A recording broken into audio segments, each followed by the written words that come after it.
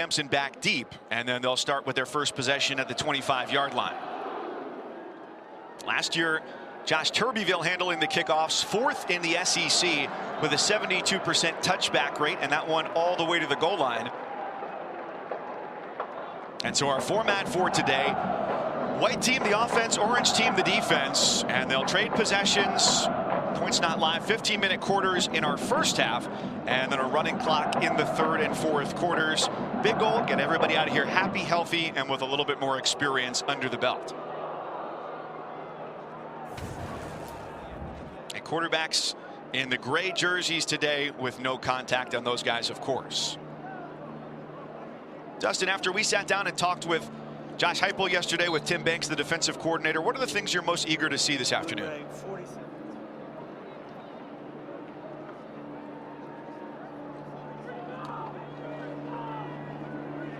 So Iamaleava under pressure and throws it away on the opening possession of the game. Under pressure there from Jeremiah Thielander, breaking through on the offensive line.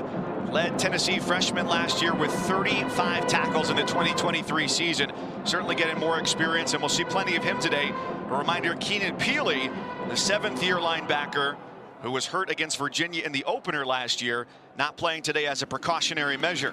And the handoff here on second down goes to Deshaun Bishop, the redshirt freshman from right here in Knoxville, and the tackle by Caleb Perry.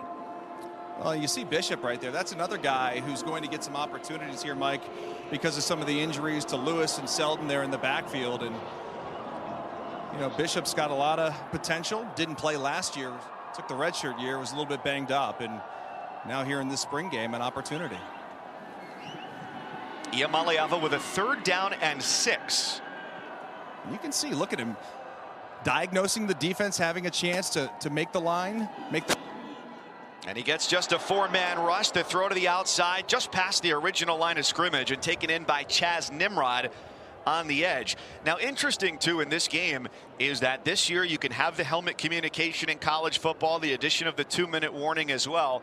But at the speed at which the Volunteers play, they're still going to be using sidelines in from the, or signals in from the sidelines, because they feel that's the fastest and most effective way to communicate what they're doing. I also think it's important too, when you know you're dealing with a freshman quarterback, you don't want to put too much on his plate, and also you want everybody on the same page, right? So everybody takes a look over to the sideline, they signal in the call, and then sort of at the last second, Coach Heupel can get in the ear of Nico and maybe tell him to look a certain way, or take a peek at where the Mike linebacker is, or there's some movement, or maybe you've got some pre-snap motions that you want to keep an eye on to try and tell if the defense is in a man or zone coverage. That was Jackson Ross, who's going to be a 2nd-year starter come this fall, with a 48-yard punt to the freshman Boo Carter, coming out of Chattanooga, and they love him in the ESPN 300. Listed simply as an athlete. It seems like they could have put him on either side of the ball, but right now he's listed behind Jordan Thomas at their nickel position coming into the spring game.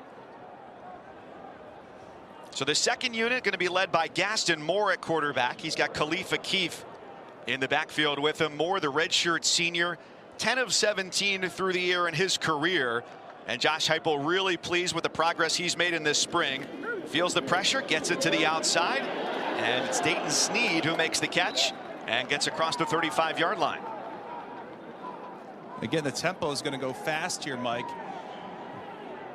Even with your 2nd-team quarterback, you want to run the same offense, the same tempo. And again, you see everybody looking off to the sidelines, calling the plays. Remember, Coach Heupel not calling the plays during the spring game. Moore fakes the handoff, fastball to the 39-yard line, and the first touch for Chris Brazel the second. Hoping to be yet another impact transfer wide receiver here as he's taken down by Jalen McMurray. That's 2 transfers, one at wide receiver, and McMurray, the transfer at cornerback, coming in from Temple. Yeah, and I like that tackle by McMurray. You know, play cornerback in this conference, you've got to be physical on the outside. That was excellent. Moore with a clean pocket, and it's a little bit too tall on the outside. That'll bring up 3rd down and 6.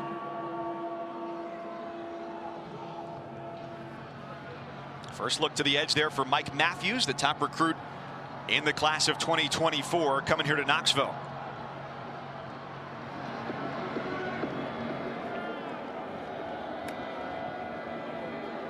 Defense shows blitz off the edge. Flag, it's a free play. Deep ball, single coverage deep downfield. And a little bit too much on it. But it looked like there was a jump from the defense on that blitz from the slot. Pass intended for Matthews going downfield. Offside on the defense, number 94.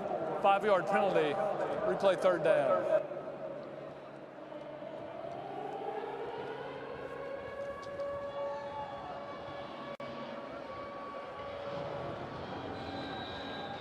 So more here at quarterback on this second team. Fourth-year transfer from UCF. A walk-on, has played in 7 games in his career, but no doubt instrumental in the transition to the starting role for Nico Iamaleava. Blitz comes again after the penalty, and on the handoff, it is just enough for first down yardage there for the sophomore running back Khalifa Keith. Edwin Spillman, the freshman, comes up to meet him. And I got to tell you, Mike, I'm right behind the play, and I heard that. It sent chills into my bones. Pressure coming, check down throw. Goes over the middle as they get toward midfield from Moore, who felt that pressure coming. Mike, you mentioned Spillman, the freshman. They're really excited about him. And again, with some of the linebackers, including Herring and Peely not playing in this game, you're going to see a lot of Spillman. One of the great lines that Coach Banks told us yesterday was that he craves violence from the linebacker position. Another good throw there over the middle. And a hard hit as well. Dayton Sneed, the redshirt freshman, pulls that ball in and gets hit by Boo Carter. So the second team unit working well here. And a handoff on first down is bottled up right at the line of scrimmage. Offense this year returns 46% of its production from a year ago. And the run game has been elite. They've run for more than 2,500 yards in 3 straight years for the first time ever. Last year, 9th in FBS at 205 yards per game on the ground. It's so funny too, Mike. You know, a lot of people think that this Tennessee offense is just, you know, running, gun, and throw. But they've had great running backs. And again, you got 2 guys that are going into the NFL draft this year. Both will be selected. And now you hopefully have another one in Dylan Sampson, but you still have to have a couple more. We talked about that in the open, and they're really looking for somebody to step up. Good pocket, ball lofted deep near sideline and incomplete. Just a little bit too long. Looking for Chris Brazel in the end zone. But you're going to see a lot of depth today. We're going to see Dylan Sampson and Deshaun Bishop and Khalifa Keith and the walk-on Hunter Barnes. Cam Selden, surgery out, would be number 2 on the depth chart right now, and Peyton Lewis, a freshman signee, hurt in his high school season, but they certainly expect him back for the start of preseason camp. All right, so big 3rd and 9 here. They went to Brazel on that 2nd and long, took a shot. They got him single coverage here again. And they see an opening in the defense with the handoff. It's a run short of the first down as Spillman once again comes up to make the tackle on Khalifa Keith. And they like Spillman a lot. You've got 2 new coaches on the staff this year. William Inge, one of those, coming in to coach the linebackers, and says of Spillman, he's one of my favorite players to coach because I never have to speed him up. I only have to slow him down because of the way he wants to play and get to the ball. He's a fast dude. He's very young, as you talked about there. But to have that knack for 2 drives in here to the spring game, and a first look at the freshman from Savannah, Georgia, Jake Merklinger, who's taken over here at quarterback for this drive. And he gets out of the pocket for a nice scramble there. Justin, they're really excited about him. Enrolled, went through bowl practices, and chose the Vols over 27 other offers. The number 8 pocket passer in his high school class. Yeah, and he's gotten better and better throughout this spring. Coach talked about the first scrimmage they had, how much he grew from that process, getting out there, some live action, and again, another chance here in the stadium. You know, it's not full capacity today as they got some renovations going on, but a heck of a crowd that's allowed to be here on this beautiful day, and again, a great chance for him to compete for that backup role behind Nico. Offsides, and that blows the play dead. Yes, a diminished crowd here today for Stadium that usually seats about 102,000. Offside on the defense, number 51. 5-yard penalty. It results in a first down. And so only 10,000 allowed in the building today because of the ongoing renovations. And you look at the stadium and you say, well, I don't see anything under construction, but it's a lot of things in the entryways and the concourses and increasing the amenities here inside of Neyland. And so that's the offseason construction going on here in the spring.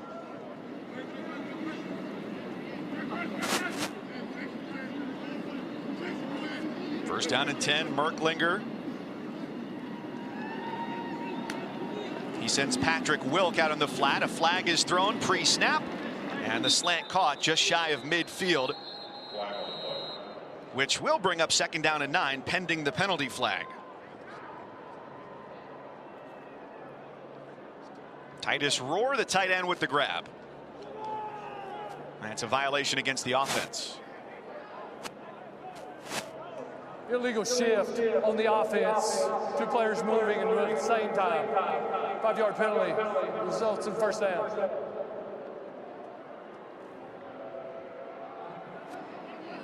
And as you alluded to earlier, Dustin, as well, it's always going to be about speed for this offense that's going to snap the ball once every 20 seconds or so.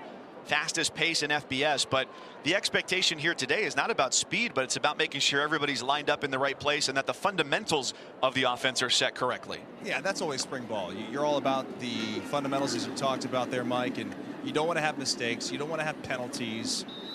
And remember, a lot of these things that you're running, whether it be defensive schemes or offensive plays, a lot of it can tend to be vanilla because it's an install period here with a lot of young players. You got transfers who are just coming in. You got a lot of the incoming freshman players who have enrolled early. And so you're not putting the kitchen sink at these guys this soon before fall camp. And by the way, you got a few more guys coming here for fall camp that they're looking to step up as well. Spillman with a great job off the edge there, gets credit for the sack. That backs up the offense to 3rd down and 17 inside 4 minutes to go in the opening quarter. This offense under Josh Heupel has been prolific in just 3 years. They've broken 19 team offensive records. That's another offside, so why not take a deep shot down the sideline? I almost caught it, Mike. I almost had it. I trust you. It was right in my hands. Now, it was a great throw, great arm strength there, just a little outside. Defense number 98, 5-yard penalty. Replay 3rd down. Although, don't they always say there's a reason you ended up on defense, right? Oh, you're one of those guys. I couldn't let the first quarter go by without at least a little jab. You've been doing the impromptu classes. You should be funnier than that. That's why I'm still learning. 3rd down and 10. Against a 4-man rush. Great pocket here. Ball over the middle. Oh, and it's just off the hands. Right down the seam for Jackson Locke, the redshirt junior wide receiver. Boy, Ed Locke wide open. You said it, right down the seam. Would have banged his head off the goalpost. That was a great throw. Maybe just a couple of inches past the outstretched arms. So we'll get to see another punt here from Jackson Ross. Last year, averaged 43 yards a kick. 22 of those punts landed inside the 20-yard line, and see how well he can execute that here. First punt, 48 yards. And this is one of your that's to the transfers 11. with McCoy. Yeah. 49 yards on that punt. Action continues. 2:18 in the first. Here with the first-year wide receiver transfer from Tulane as he comes back out on the field here with Nico Iamaleava and company. And Iamaleava showing off his ability to get up there. Of course, anytime that they close in on him, the play is going to be blown dead. But we saw him do that last year in their bowl game. 3 touchdowns on the ground. And Dustin, he's really excited about having the new weapon out there in Brazel on the outside. Yeah, Brazel's a really fun prospect here. You know, he could have stayed at Tulane. Willie Fritz and that offensive staff, they decided to go on to Houston, and so there were options for Brazel. He could have stayed there. He had a great role. He was a very productive receiver for the Green Wave, but decides to come here to UT. And I really think there's a great opportunity for him. And then when you look at it on the outside, he's 6'5", right? But he's a little bit different than Thornton, who also goes about 6'5", 6'6". And here he is, wide open on the outside. And you can see already Nico trying to get the football to number 11. The thing that's interesting, too, about Brazzell, you know, Brazzell's a former high school basketball player, so he's got that ability to go up and make plays, especially in the red zone. I think that's going to give this offense a big threat to get down there. And it yields another punt here with a minute to go in the quarter. So no Bru McCoy today as he works his way back from his injury. Squirrel White out today as well. The Brazzell has looked good here in the early going. We've seen some deep balls thrown toward Mike Matthews, and the freshman Boo Carter is back to receive this punt. He's been in the mix in their return game and takes that at the 40-yard line. 42 yards on the punt. The interesting thing is about Carter, Dustin, you know, you talk about managing expectations through spring ball, how much you can learn, and then into the fall. When you talk about guys who are young, especially trying to get into the rotation, in 39 games with Josh Heupel as the head coach, freshman defensive backs have only started 2. So yes, great players, but what you have built now in 3 full seasons plus going into year 4 with another recruiting class is depth. So you have great freshmen coming in, but the expectation isn't always that they're going to be on the field right away. No, that's a great point. I mean, young players have time to come here and develop. And even though they struggled last year and some guys transferred and some guys going to the NFL, you're almost always getting somebody drafted from this secondary, which is pretty impressive. And the reason why a kid like Boo Carter, who had 39 Division I offers, decided to come be a volunteer. Gaston Moore at the helm here on this drive. And he looks for a quick throw across the middle, has the completion to midfield, and a little bit of extra effort to pick up the first down. 11 yards on the play, on the gain to Charlie Browder, the tight end. And I was looking at Browder before the game down here as he's warming up. 6'7". He looks like he's 6'10". He looks like he could be playing center for the basketball team. Ball is tipped and incomplete, intended for Dante Thornton. They're really excited, Dustin, about this tight end group as well, with Miles Kitzelman coming in from Alabama, Holden Stays coming in from Notre Dame as well. Yeah, and this is an offense with Coach Heupel that really wants to have 2 tight ends involved in their offense. They've had 2 tight ends darn near every season that Coach has been here at UT, and now you look at maybe Kitzelman and Stays kind of taking over that role as the 2 big tight ends in this offense. Ball to the edge is incomplete as Jordan Matthews gets a hand in there and breaks it up on the ball intended for Don. In between quarters, Trey Smith honored on the field, who played here in Tennessee 2017 to 2020, 2-time first-team All-SEC, and now with the Kansas City Chiefs, a 2-time Super Bowl champion. Just Josh Dobbs here as well as we get ready to get the second quarter underway. Mike Cousins and Dustin Fox along with you on this gorgeous afternoon inside Neyland Stadium. Getting a look at year 4 of the Josh Heupel era, and boy, have records fallen in fast fashion. 19 different team offensive records have fallen. The best scoring teams ever have been during his tenure. And in 3 years, Tennessee averaging 39 points a game in 3 seasons. Only Ohio State and Georgia have averaged more over the last 3 seasons in college football. So far today, though, no scoring as Gaston Moore is at quarterback here to start the second quarter. And a toss over the middle. It's Charlie Browder with the catch. And he's right to the first down marker at the 39-yard line.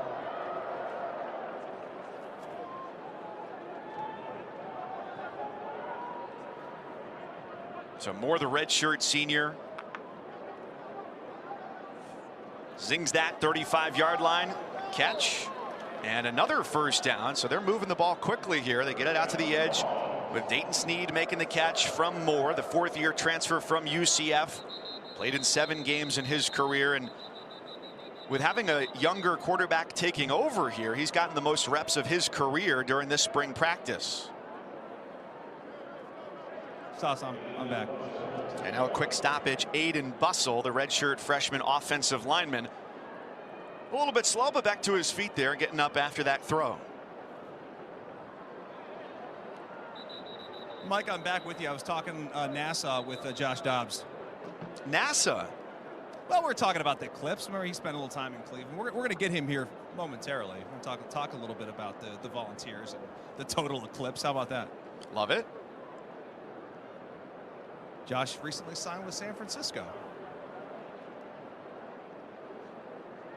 Well, Dustin, we see Aiden Bussell here, who's the injured offensive lineman, certainly down some depth here on the offensive line today, and I think that's going to be one of the questions going in, is to see who's battling for starting jobs there, and most notably not playing today, the center Cooper Mays, simply a precautionary measure to make sure that he's healthy going into the summer and the fall. Yeah, I always think the center is the most important position on that offensive line, and you know, Mays, who's a senior, was second-team All-SEC a season ago. You got to have him.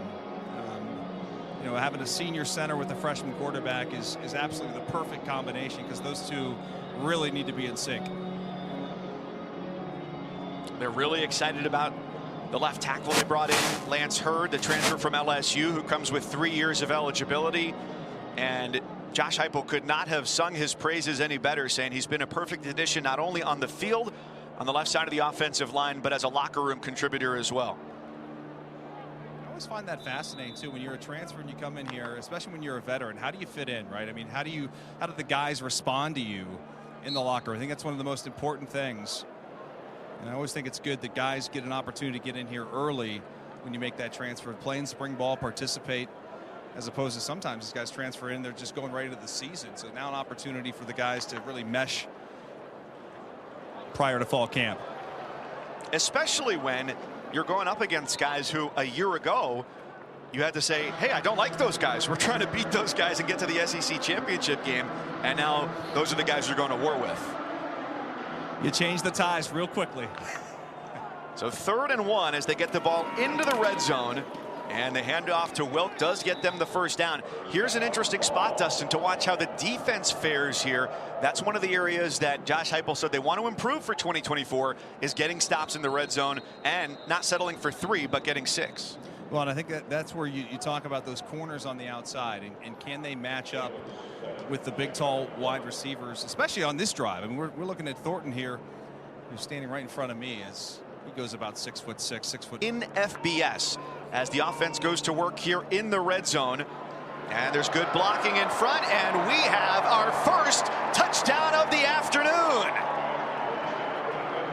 Touchdown for Dayton Sneed, the redshirt freshman wide receiver, and he puts the first 6 on the board on a 13-yard catch and scramble into the end zone. It's a heck of a job by Sneed on the outside. You'll see the freshman defensive back Farouk come in there, 26. Just kind of whiffs on the tackle, and a great job by Sneed finding the end zone.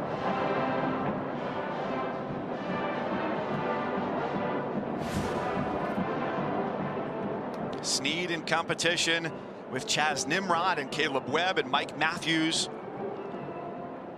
All behind Brew McCoy, Squirrel White, Dante Thornton, and Chris Brazel. So here comes the extra point. Max Gilbert, the redshirt freshman from Memphis. And he puts that up and through. Gilbert arrived on campus December of 20 in the high school class.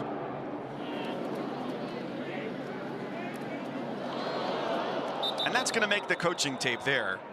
Even though no return, you want to be as good as you can on special teams, as Deshaun Bishop comes off the field after the kick from JT Carver. And you mentioned the wide receivers, that 2022 season. Jalen Hyatt, the program's first Biletnikoff Award winner, first unanimous All-American since Eric Berry.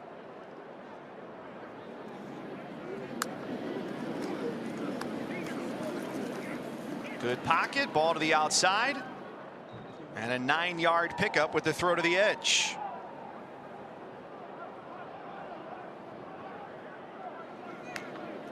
Catch there by Jack Henry Jacobic. Now to the opposite side, and this is an interesting point too, Dustin, as Trey Weary gets the grab, is when guys transfer in here, especially heard it from the tight ends, but you hear from the wide receivers, one of the differences for this offense is how wide their splits are for the receivers. I was just noticing that. I mean, they're splitting out well beyond the numbers, as there's a deep shot down the field and a little bit too much contact. I think you let that one go. I'm a former defensive back, by the way. Pass interference on the defense, number 15. 15-yard penalty will be enforced from the previous spot, and he carries an automatic first down. But I do want to get some of your knowledge on this, Dustin, about those wide splits and how it pertains to making things more difficult for the defense. What does that do relative to an offense that plays a little bit more compact? Well, the number one thing it does is you get defenders split out from the core. And whether those guys are going to be involved in the play or not, it still is something you have to pay attention to. And so you get guys out there well beyond the numbers. You can see both sides. But when they run those stack formations, that's what's really interesting. And you throw those quick sort of now screens, almost like designed runs. Merklinger, nice wheels there, getting outside the pocket there. Yeah, he gets inside the 30, so a gain of about 15 yards there for Merklinger on the run.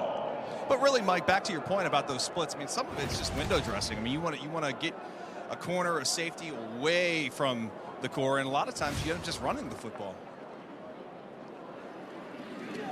Merklinger, low snap, handoff goes to Hunter Barnes, the redshirt sophomore walk-on out of Memphis.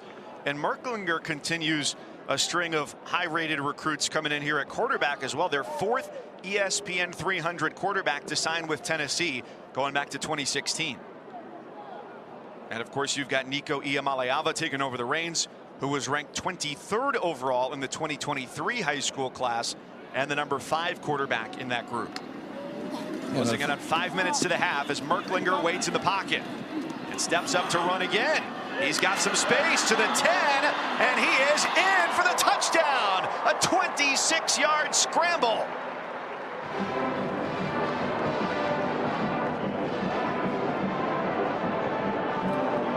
You know, that's one of the things they really like about Merklinger is his ability to run.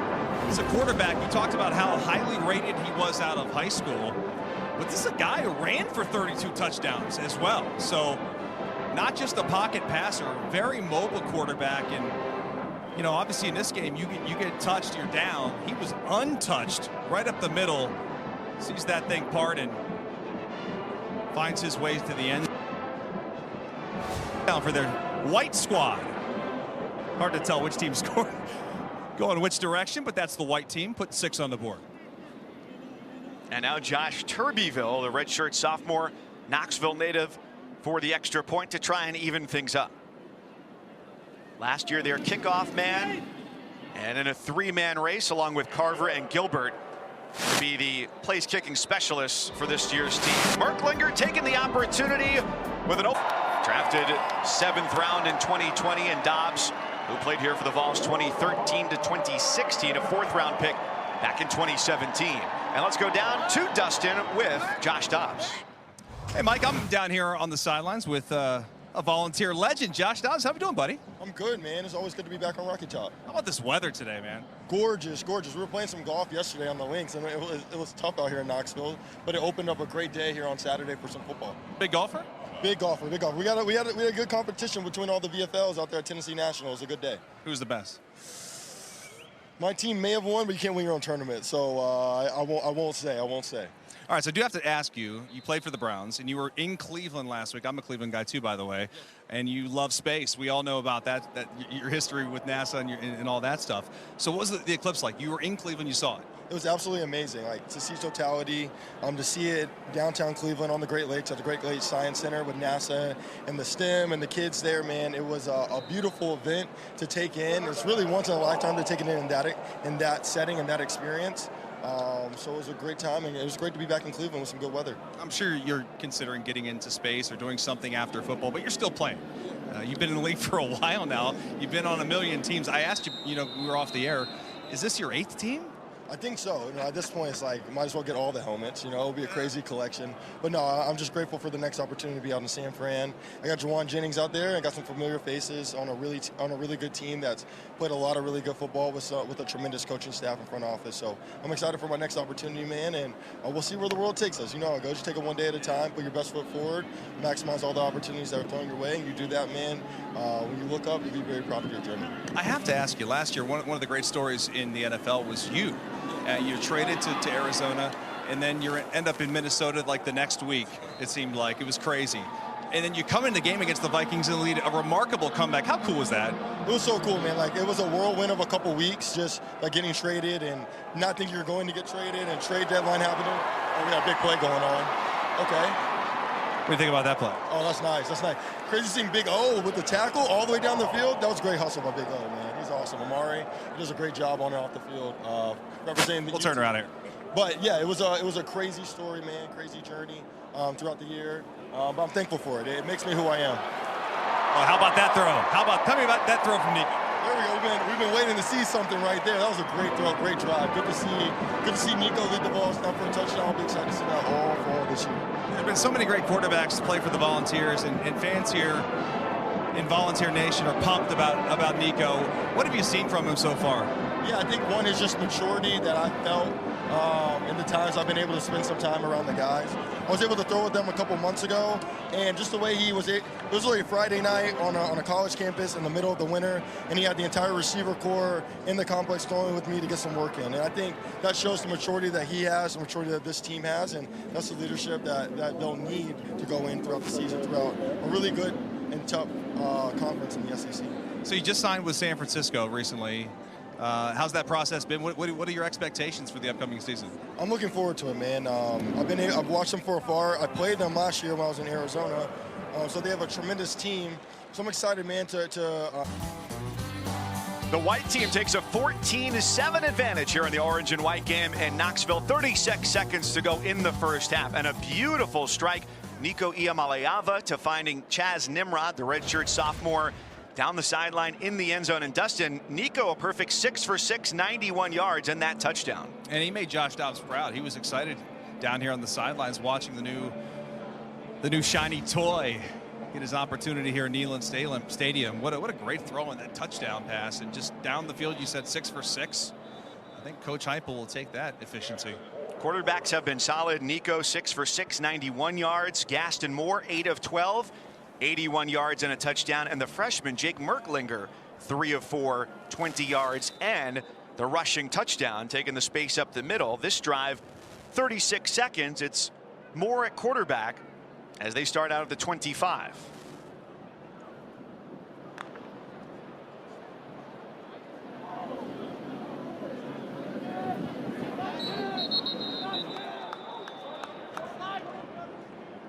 Moore out of the pocket on the run. 26 seconds first half. We still got more coming your way at the half as well. 2 new position coaches joining the squad this year. William Inge to coach the linebackers, joined in late February. Last year, the co-defensive coordinator and linebackers coach for Washington, which went to the college football playoff championship game. And Darrell Sims, who joined the staff on February 20th, coaching the running backs. And you'll learn more about those new additions to the staff coming up at the half. Caleb Webb the grab on the edge. 17 seconds in the first.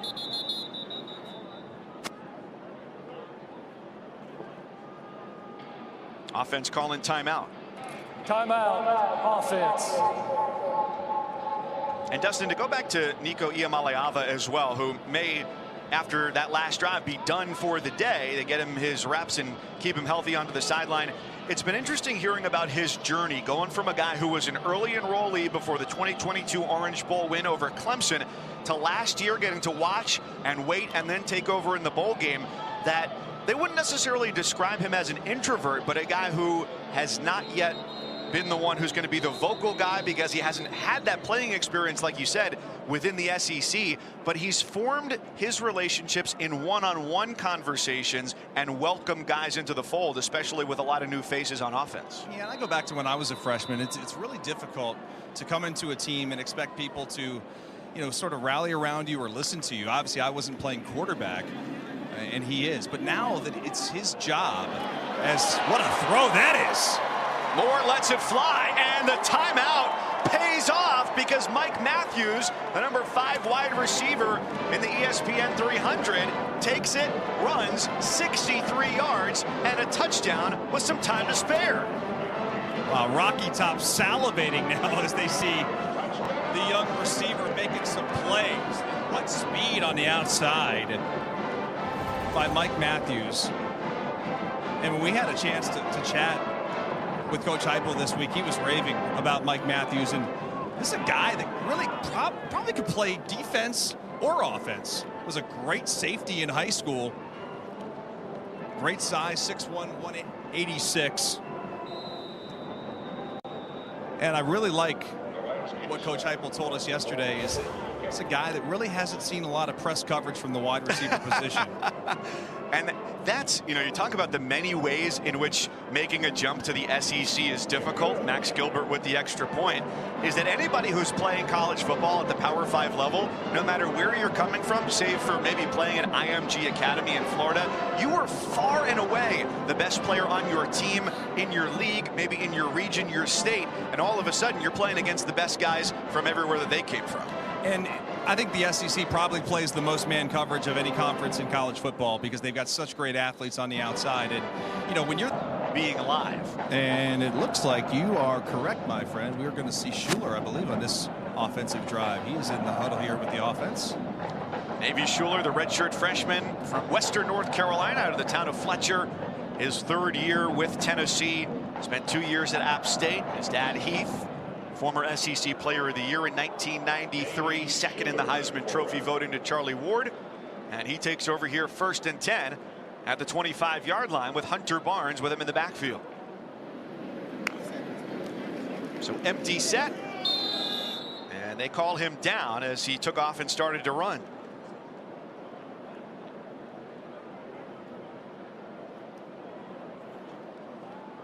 That was Joshua Heldson in pursuit into the backfield for a loss of 3, 2nd down 13.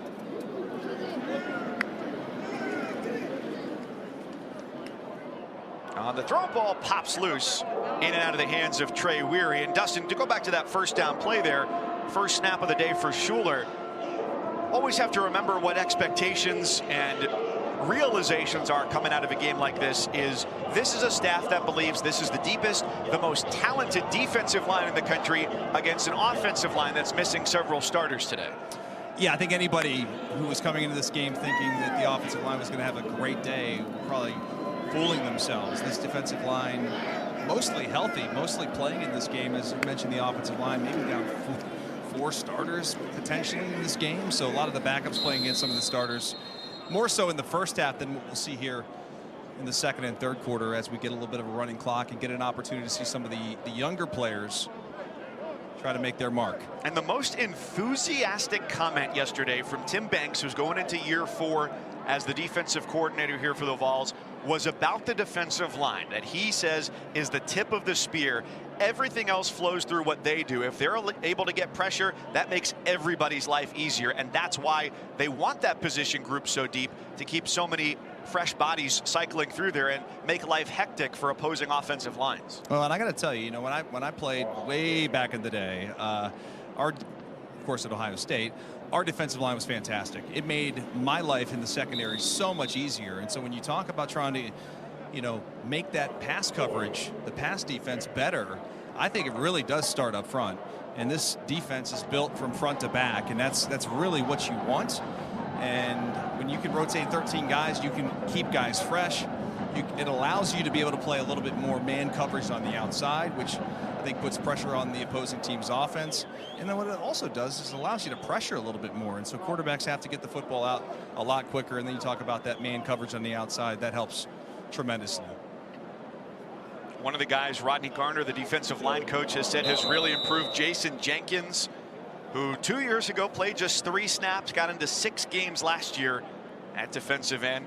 Bringing back Eason and Thomas across the middle, and then James Pierce Jr., first team All-SEC last year, and the SEC's leading returning tackle for loss and sack leader coming back this year, Nimrod on the edge.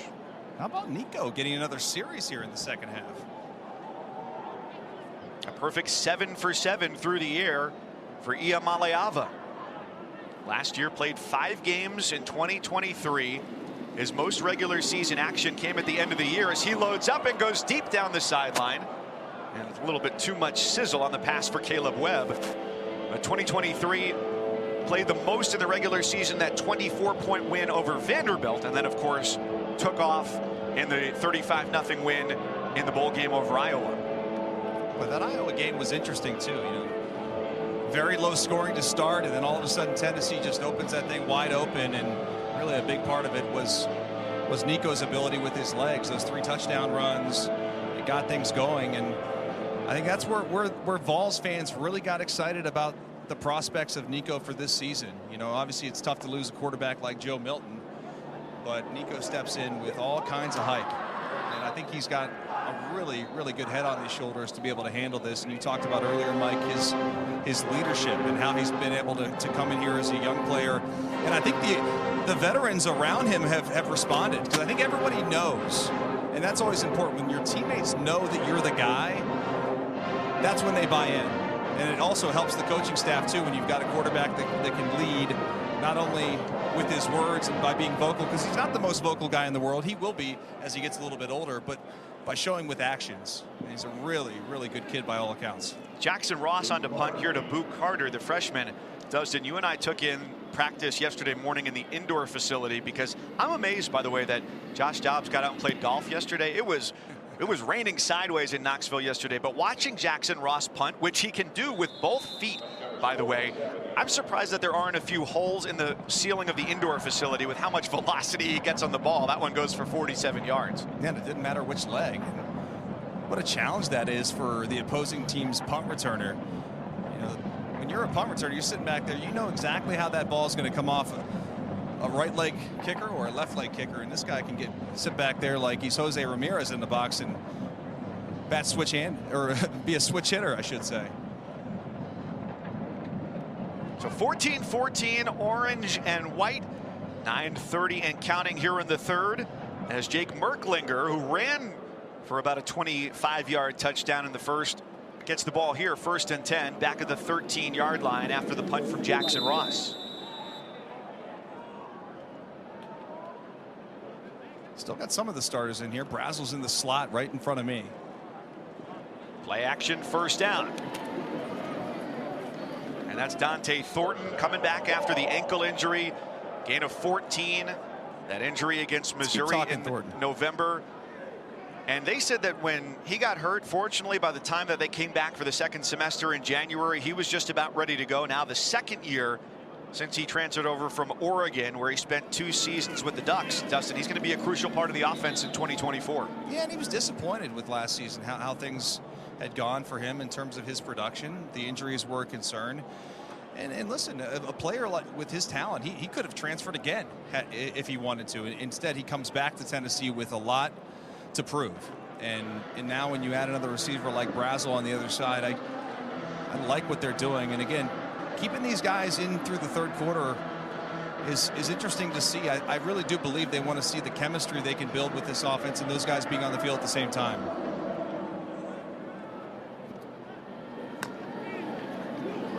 This is 3rd down and 8.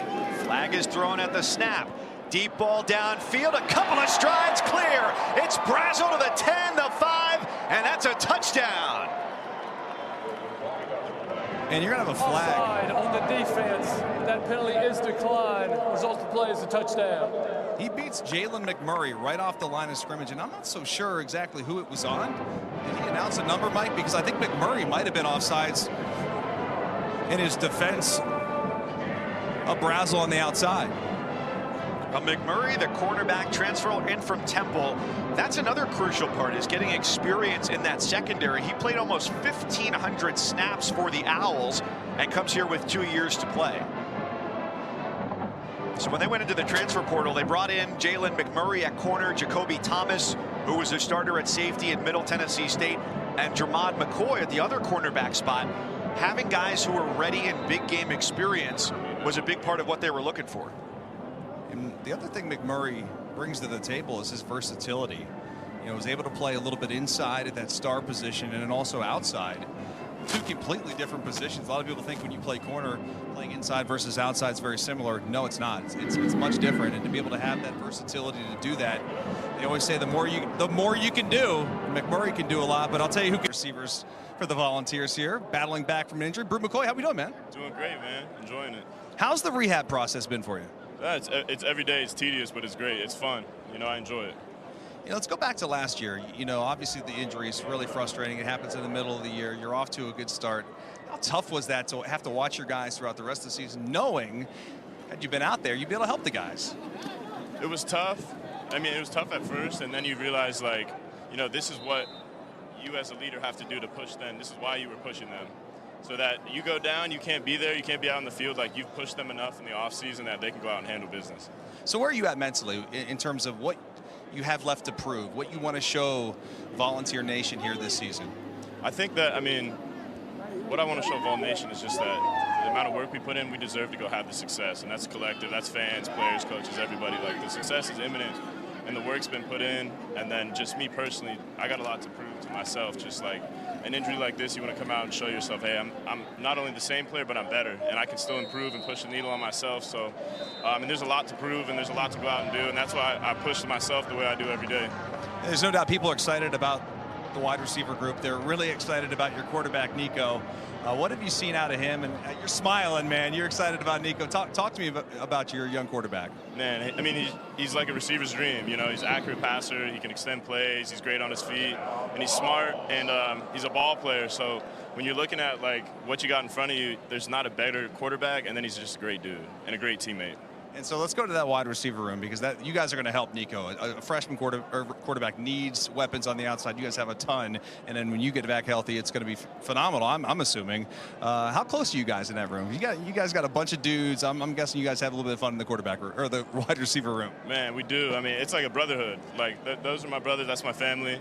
We lean on each other for everything, and it goes off the field too. Like, we really look out for each other, and I think that helps with us all wanting to have like success. Nobody's really, it's competition, but we want to see us all win. What have you seen out of the young freshman receiver Matthews? A lot of maturity, man. Like, he's supposed to be in high school. He's acting like a third, fourth year guy. He carries himself well. He shows up every day. He doesn't miss stuff, and he's really like picked up everything super quick. I couldn't even do it that quick when I came in early, so I commend him for all of that. We got a chance to watch the video of all the kids that sent you those cards. That was pretty cool, man. No doubt, yeah. Shout out South Knoxville, for real. Like, that elementary school, all the teachers, everybody, the staff.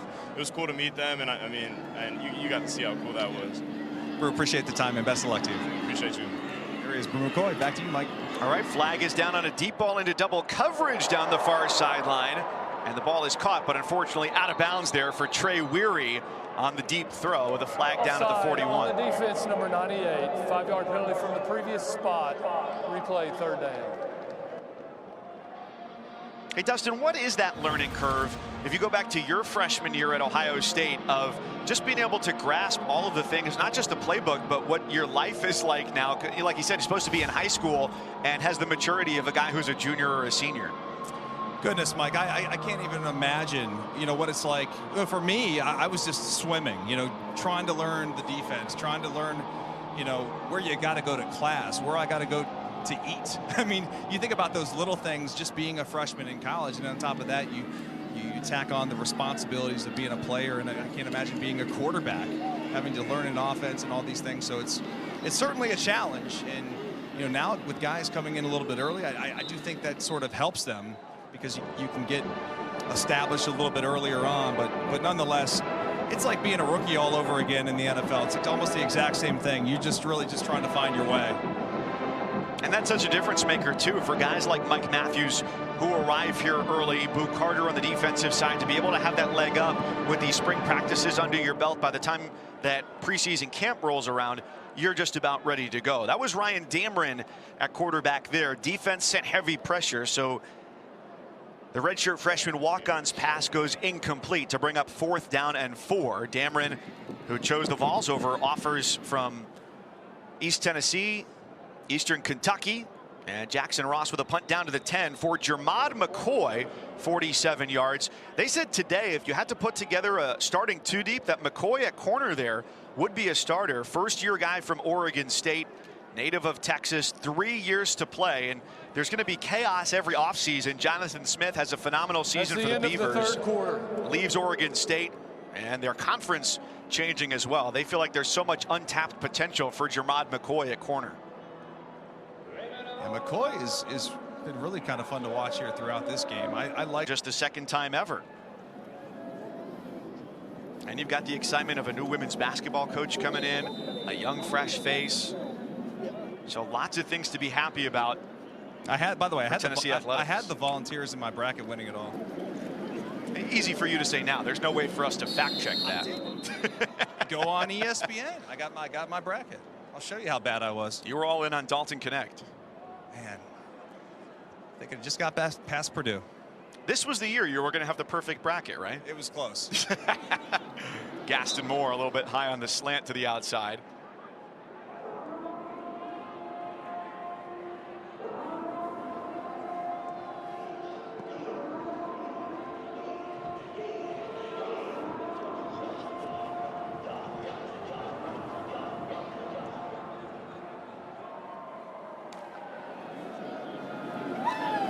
Third down and 5.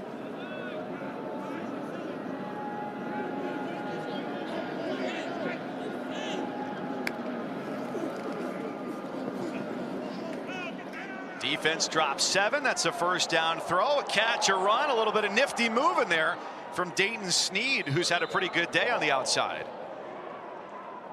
Yeah, Sneed's a very interesting prospect here for these guys. I mean, only had 1 catch last season, but so far in this game, he's made a couple of catches and a lot of yards after catch, making guys miss. You love seeing that. Yeah, 20 yards there on the catch and run. And a handoff nets 5 yards to Khalifa Keith, who's hoping to play a bigger role this year as well. The sophomore out of Birmingham, Alabama. Last year was mostly a special teamer, and 11 carries for 24 yards a season ago. Long throw to the numbers. 1 missed tackle, make it 2, and a third is what it takes to bring down Caleb Webb. That's 13 more yards. And after a slow start first quarter offensively, things have really picked up. Tennessee quarterbacks overall have produced 3,000 yards of total offense now 3 straight years. That's every year of the Josh Heupel era.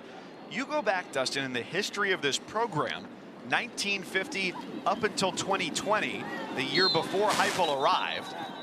That play is blown dead. Tennessee had a quarterback produce 3,000 yards of total offense 5 times in 70 years, and it's happened now in 3 straight seasons. Well, and obviously a big reason for that is Josh Heupel and the explosive offense that he brings. And on top of that, you have to talk about recruiting and being able to get these players in, whether it be through the portal or through the traditional, high school route. And I think when you're a quarterback coming out, you look at offenses and you say, where do I fit? And if you want to, run and gun and have the ability to run a little bit too, and you're mobile, this is the perfect fit for a guy like Nico and Joe Milton a season ago and Hendon Hooker before that. In Heupel's 3 seasons, the Vols have averaged 483 yards a game. That's 4th in the country and ranked 3rd in scoring at 39 points a game, only behind Ohio State and Georgia. And I love this one because it's fun to watch. They've taken a snap once every 20.8 seconds, fastest pace in FBS. Do you have a stopwatch up there? I got a phone.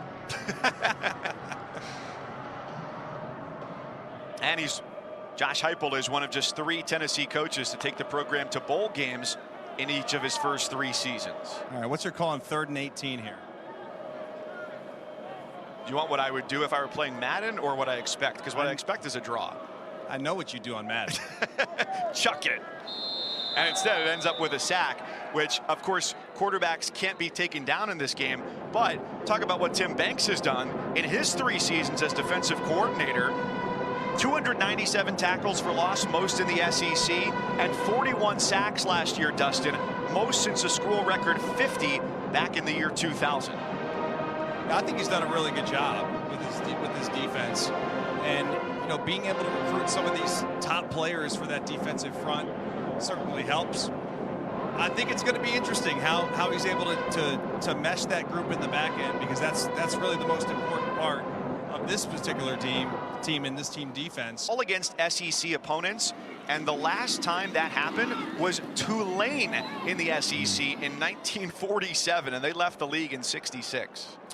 Well, that's certainly going to help them, because there's no doubt in college football what a huge home field advantage there is. But to start the season, I mean, a bit of a bugaboo. You got to go on the road to NC State, at Oklahoma, at Arkansas. I mean, it's going to be tough to start it, but if you can somehow get through that little bit of a gauntlet to start the year, you're going to have a chance.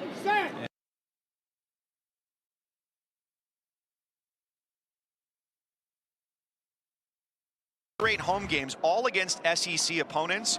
And the last time that happened was Tulane in the SEC in 1947, and they left the league in '66. Well, that's certainly going to help them, because there's no doubt in college football what a huge home field advantage there is. But to start the season, I mean, a bit of a bugaboo. You got to go on the road to NC State, at Oklahoma, at Arkansas. I mean, it's going to be tough to start it, but if you can somehow get through that little bit of a gauntlet to start the year, you're going to have a chance. And, no one knows what Florida's going to be, Alabama's going to be, but those games are at home in the middle of October. And that could be a really opportune time for the Volunteers to make a step and put themselves on the map as national contenders for the playoffs and maybe even a national title this year.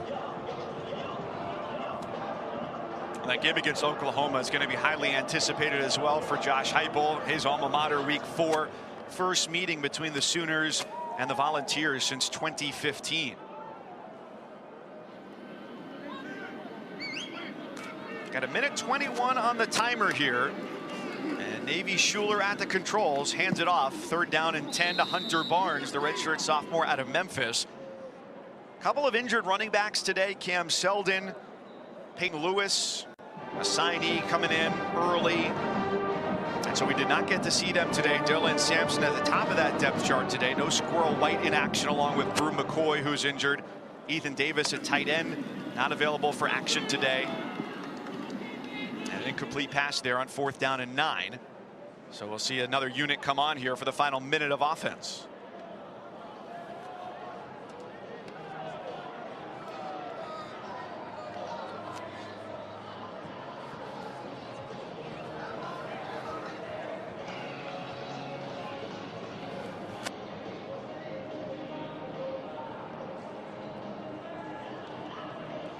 And among other guys we did not get to see today, especially along the offensive line, the center Cooper Mays, Andre Carrick, Javontes Spraggins, Jackson Lampley.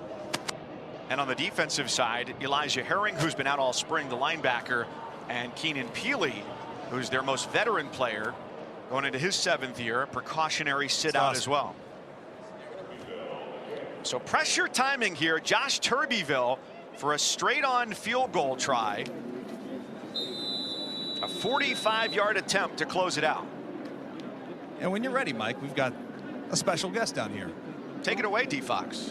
How about we're joined by the starting quarterback of the Volunteers, the new starting quarterback of the Volunteers, Nico. How we doing, buddy? Doing great, man. How are you? Oh, not as good as you. You look great out there today on some of those deep throws. How you feeling? Feeling great, man. Got an opportunity to go out there and get better with my teammates and, just showcase our talent in this spring game, and I thought we did a good job today. How important was this spring? Obviously, you start the bowl game, but now you come into this season as a starting quarterback. You know it's your job.